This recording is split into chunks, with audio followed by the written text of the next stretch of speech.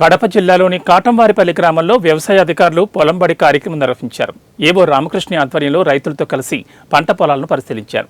ఈ సందర్భంగా రైతులకు పలు సూచనలు చేశారు. రైతులు యాజమాన్య పద్ధతులు పాటించినప్పుడే అధిక దిగుబడులు సాధించవచ్చని బద్వేల్ వ్యవసాయ డివిజన్ వ్యవసాయ సహాయ సంచాలకులు ఎం నాగరాజు తెలిపారు.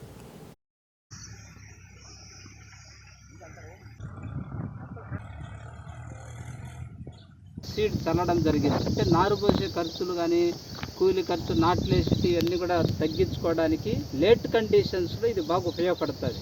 అంటే వరి నాట్లు ఆలస్యమయ్యే పరిస్థితుల్లో సీజన్ మిస్ కాకుండా ఉపయోగపడుతుంది. దీనివల్ల ఖర్చు బాగా తగ్గుతుంది. ఆ రైతుతో మనం మాట్లాడదాము. మీ పేరు ఏం పేరండి? శంకరెడ్డి సార్, నారాయణరాజుపేట. శంకర్రెడ్డి, నారాయణరాజుపేట గ్రామం అంటే కాట పంచాయతీ, మన్నెవారిపల్లి పంచాయతీ. ఇది సలహా ఎవరిచ్చారు ఇట్లా చేయాలని మీకు? నేను యూట్యూబ్ ఉంటే 13 కేజీలు చల్లాలి. రసాయనిక పురుగు మందులు వాడగాకండి.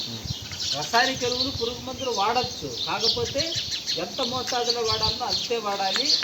వాళ్ళు డీలర్లు రకరకాలు పెడతారు. 3rd generation 4th generation pesticides అట్లా లేకుండా ఇప్పుడు ఆకుముడత వచ్చింది, క్లోరోపైరిఫాస్ 2 ml per లీటరు, దాన్ని 5 ml per లీటర్ వేయకూడదు.